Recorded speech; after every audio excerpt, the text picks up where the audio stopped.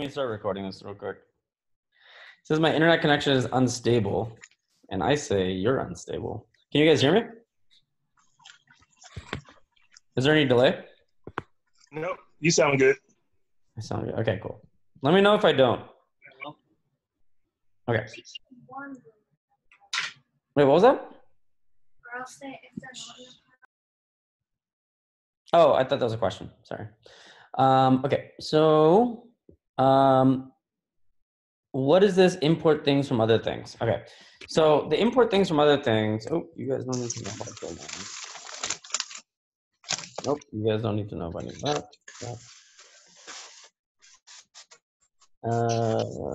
Okay.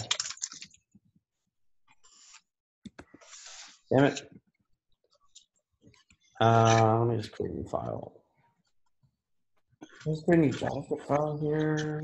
Yeah, let me just create a new Java. I run React. No, I need a React environment, so I'm just gonna open up the React file. Okay.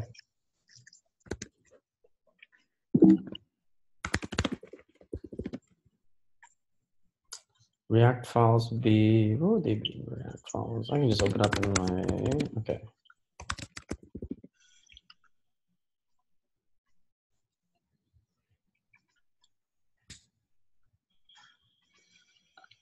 Regionalized content, React, so 20, I think that would be a good place. Oh, sorry, yeah, I didn't share my screen yet. Apologies. Thank you. Let me close all this. Okay. All right.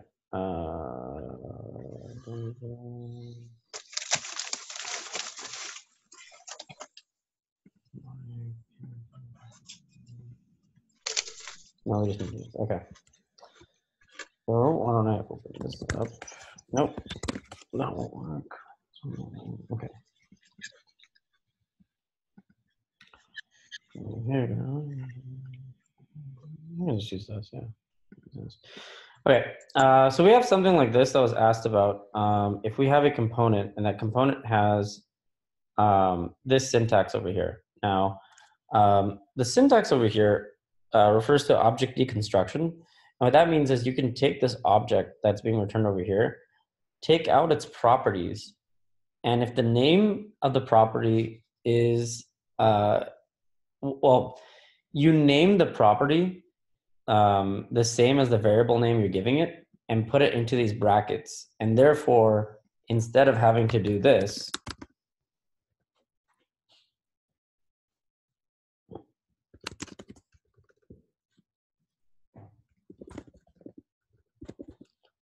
to extract from it, you just do this. So it's a little bit of shorthand. And it becomes even better if you're trying to extract multiple properties into their own variables from that object, because then you can just use comma. So example, if I have like, you know, I don't know, tile or something or whatever, there might be multiple things that exist in there. And now they're stored as variables that you can then use.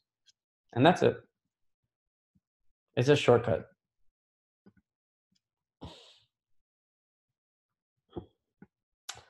Good question. Any other questions?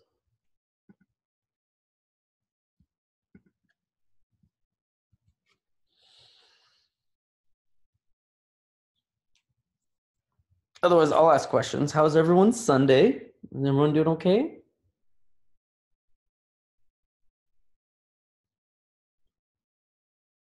Good, good feedback. Good feedback.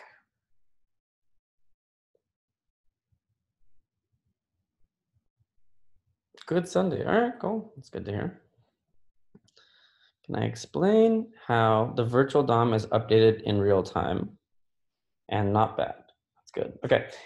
So how the virtual DOM is updated in real time is the mechanism by which it happens. So what happens is the virtual DOM is a giant object. So if you take a look at virtual DOM React. Hey React, what is the virtual DOM?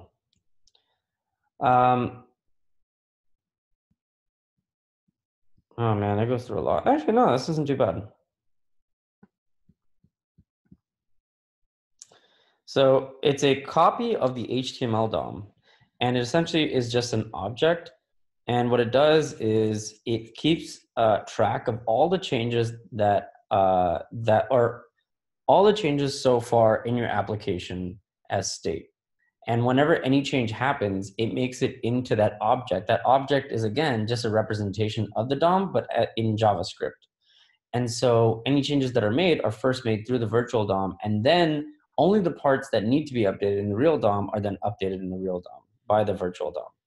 And essentially that's it. Yeah, they wrote a really short article about this. So that's pretty much it though. Yeah, I'll send it.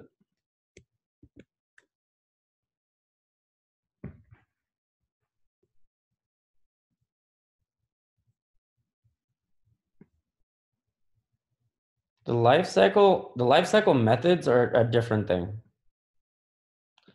Can you go over passing data between components, grandparent, parent, children? Also, what is the best place to put state? Okay, good question.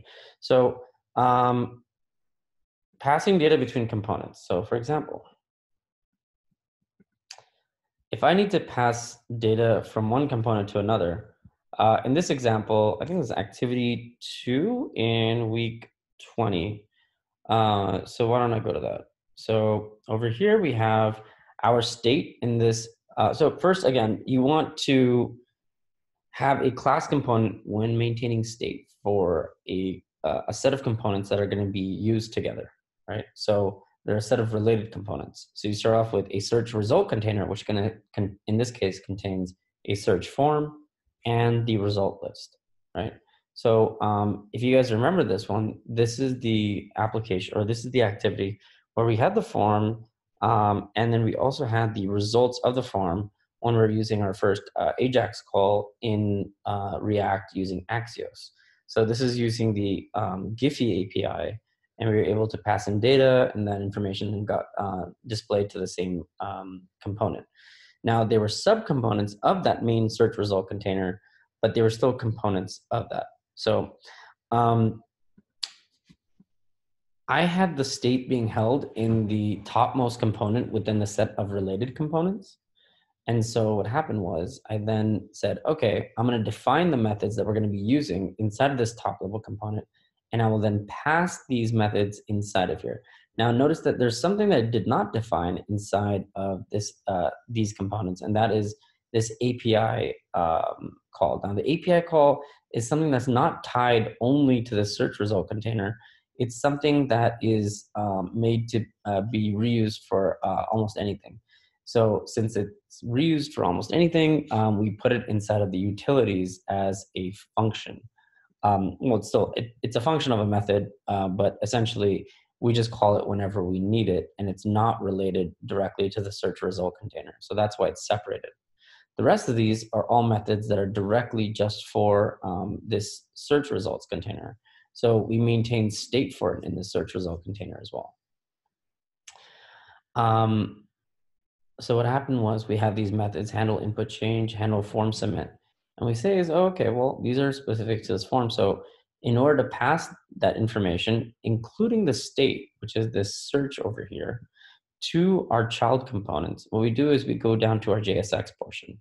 So our JSX portion starts over here, and this is where we can pass information into our components. So we have the search form, which is one component or one subcomponent, and another subcomponent called result list. So in the search form, we're sending 3 different props. One is the search, another one is handle form submit, another one is handle input change. And we're naming it the same as what it is in our state. So in this case, this is the this.state.search. These are the methods attached to the classes.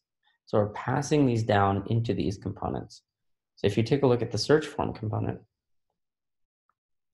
you'll notice that we are using some of that information in here as props. So in order to access the props inside of the child component from the parent component, again, we just use props.handleInputChange and props.search. Another one that we're also using is props.handleFormSubmit, because over here we did pass in 3 different props into this component. And so we're able to access it using props. So let me see, was there any other questions about that?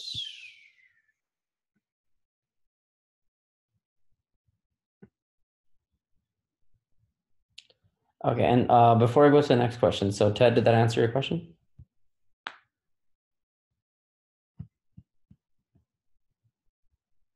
What about when you want to pass data without calling the component? Without calling the component.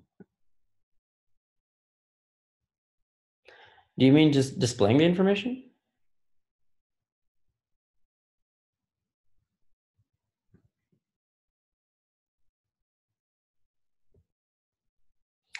Like, for example, if you just wanted to use the information this.state.search, you would just call this.state.search inside of something. Like here, you could just, in here, anywhere, you can just use this.state.search.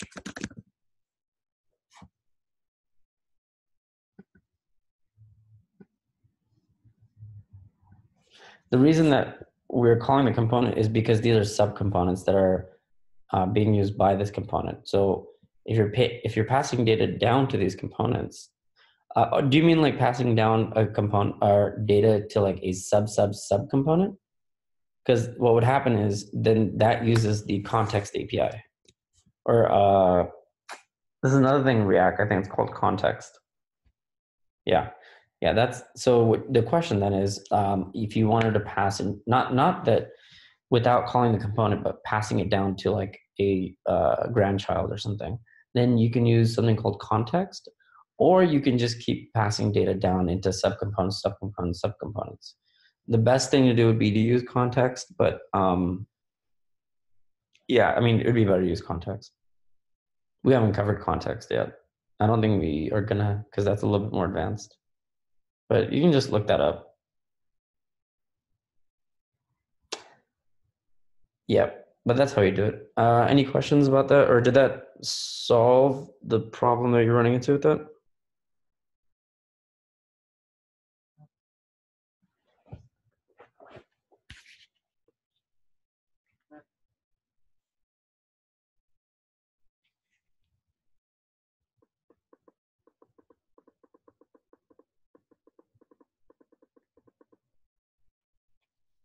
Can I go over props? No, because we haven't gone over props yet, I think. I mean, props is actually pretty easy. It just is a way of deconstructing props so you have everything available from props to you. That's all it is. Yeah, it's actually pretty simple. It just deconstructs props, so everything inside of props is then available for you. So instead of using props dot, it's just like, okay, just call it whatever the variable name that was, or the prop that was passed in was. But I don't want to cover new concepts.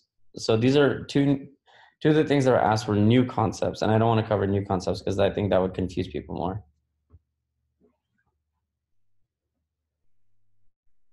So Heather said, can we go over render versus return?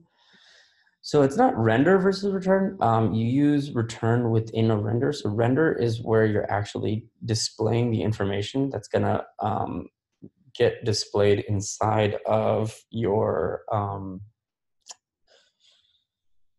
React component, and the return is actually what gets returned inside of that. So the render can actually have some more programming inside of it before the return, but the return is actually going to be what actually gets displayed. So the return is essentially saying like, okay, give me this information back, and this is what I want to actually return. Here's some pre-processing I might want to do with that information up here.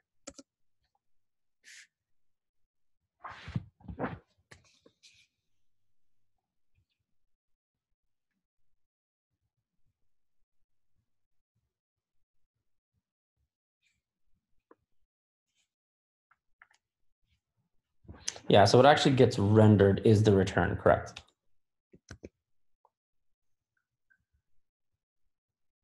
Good questions.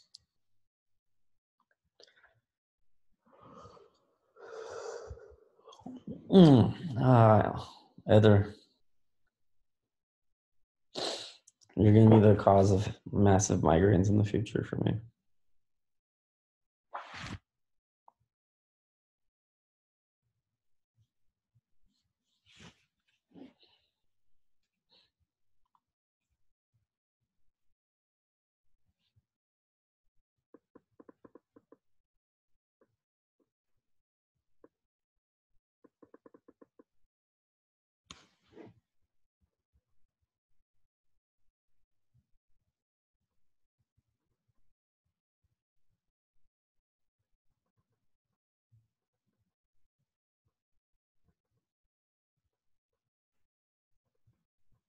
All right, so no other questions?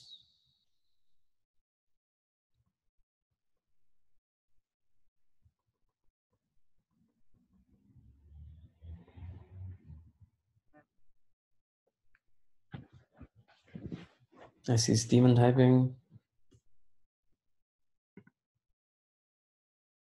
We have gone over life cycle methods. So let's go to, maybe this one has it. No, we haven't gone over that one yet. Which one had it?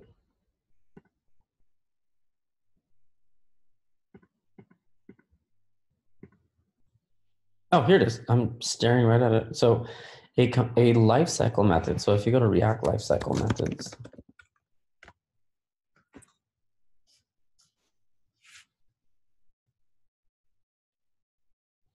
the official documentation actually does a pretty good job.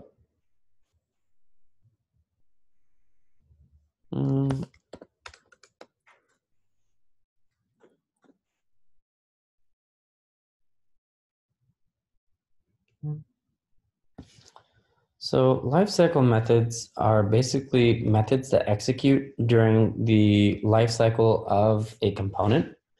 And what they are essentially just event listeners that say, okay, or conditional listeners almost, that say like, okay, if, yes, all components have the same lifecycle methods and that you can use. They can all use these. So you have component did mount, which means that as soon as this component does load, and component will unmount. So before it finishes leaving, then do the following to deconstruct something. Does anyone have a reliable source to host a React app on GitHub?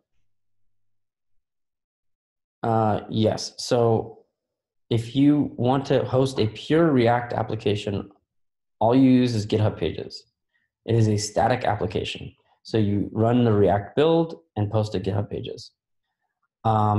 If you are running it with Express, you can just use Heroku. Yes, if you're running React on its own, then you can just, well, if you're running React on its own, it just compiles down into HTML, CSS, and JavaScript before you push to production.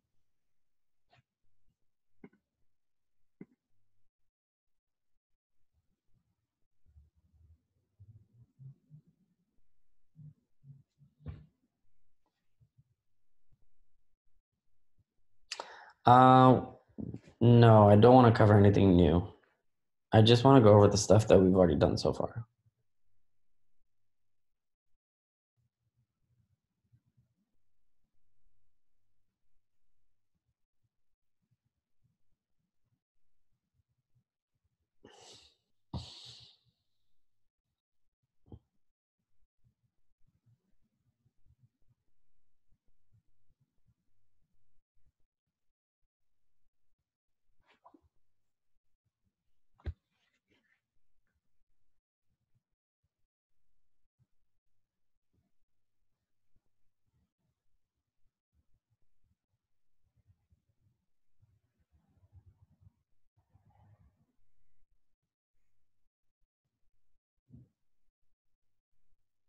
I'm just going to awkwardly just sit here until you guys ask me questions.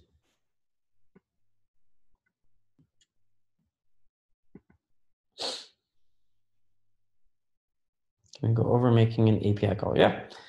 You mean making an API call from specifically React, right? I can go through that. So why don't we go over that activity that we did in class with the MERN application?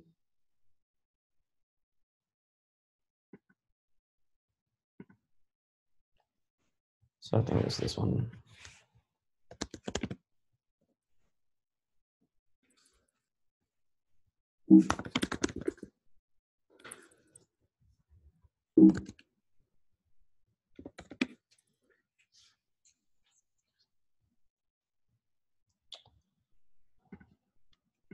Nothing else running.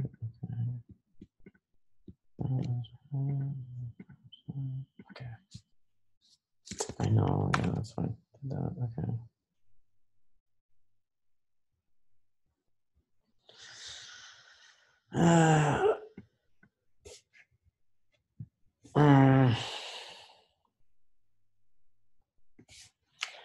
right, so this is the React recipe application that we worked on.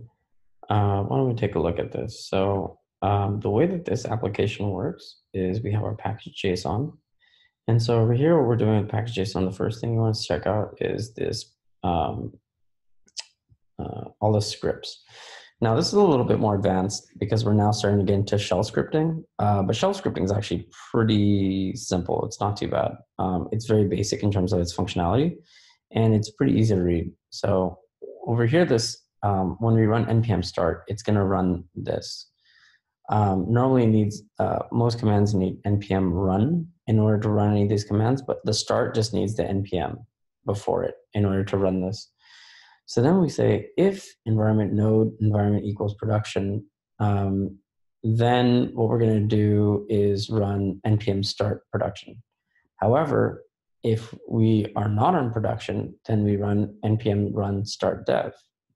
And that's when we start npm start dev, right? So if we're running on our local machine, we run npm start dev. We're using a package called concurrently, which allows us to run multiple commands at the same time. So what we're doing is we're saying, okay, concurrently execute the following. Run Nodamon, and there's a flag that you can actually give to Nodamon that says ignore anything in a certain directory. So we're ignoring everything inside of the client folder over here. And so what that's doing is it's instead going to take a look at our server.js, and it's going to run our node server. Next, we're also going to run npm run client. So if you take a look at npm run client, this CDs into client, and then it does npm run start. So it goes into client, and then it does npm run start from package.json. So from here, if you look at npm run start, this is executing this React application. So we have two separate parts of our application. Now, what's happening now is we're then building this application, and we're going to make some calls to our Express server. So on our local machine, we have two servers running, but when we push it to production, we only have one server running, and that is the server.js. So what happens is we have our application, all these components, and if we make an API call, so we have our API from utils API, and you notice that on handle form submit for this, anytime we make a submit, what it's going to do is it's going to execute this API.get recipes. This API.get recipes, if you take a look at it, is very similar to what we've done before with our Ajax application. So what this does is it makes call this function get recipes, and it says axios.get/API/recipes, and the parameters we're passing in is the query that gets passed in to the function itself. So again, we're just making a simple Axios request to this route. Now, again, remember that this routing is going to go directly because, again, we're not using internal routing, right? So what it's going to do is it's going to say, oh, you want to go to server.js. So server.js is going to say, oh, okay, well, you're making a call to API. Let's go to API routes. So it goes to API routes. So it's going to API/recipes. And that's the API call that we made it to. So this is our handler on the server side that is taking care of our server-side requests. And we just decided to use the same library for the backend as we did for the front end. Now this gets a little confusing for some students because we're using Axios to make the call and on both sides. But Axios is just a library that allows you to make calls to servers easily. So it's just a wrapper package. So on the client side, Axios uses Ajax. On the server side, it uses its own server-side request handling. So on the server side, this is handling, this over here is the Express server handling this call. And now Axios is making a call to recipepuppy.com/API. And it's concatenating that query that was passed in as parameters.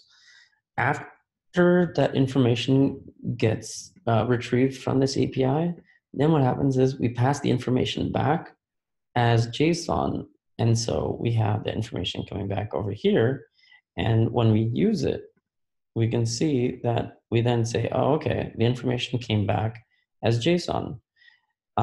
And so the information that we get back as JSON gets set as recipes. We see over here as recipes. The state gets set with the information that got passed back. So information over here is now being passed over here. And so from there, what happens is everything gets updated in the virtual DOM, and then we see re-rendering where necessary. Yeah, you don't need to have an API routes file. It's just, well, I think you're getting confused a little bit. Like the way that this works is that your server is handling routing on the, your Express server is handling your routing for anything that has to do with like API stuff. If you're using React Router, first what's going to happen is all the checks are going to go to your React Router on your client side. If it doesn't match that, then it's going to go to the server side to make that request.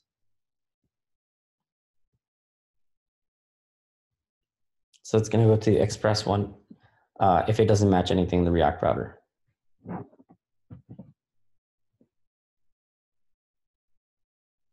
Yes, if you are using React Router. In this case, we're not using React Router.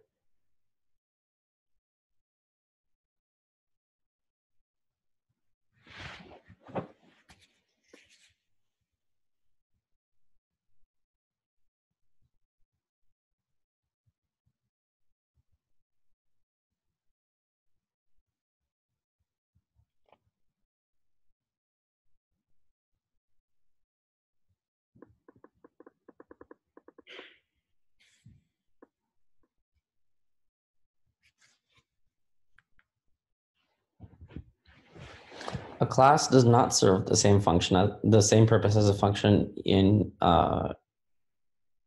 ES6. Okay.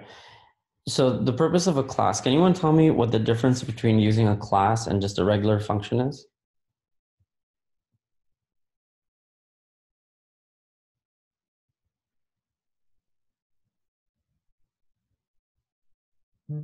Correct. Classes use state.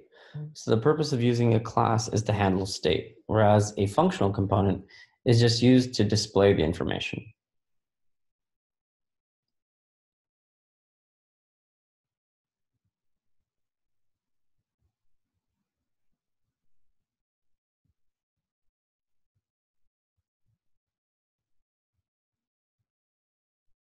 Yep, functional is dum-dum component.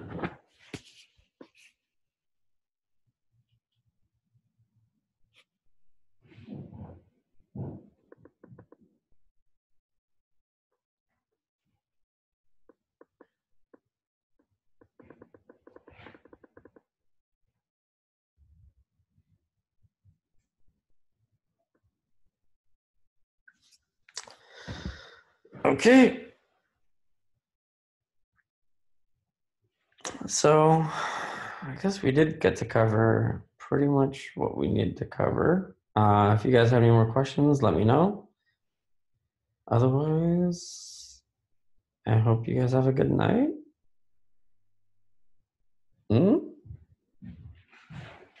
Okay, take care, everyone.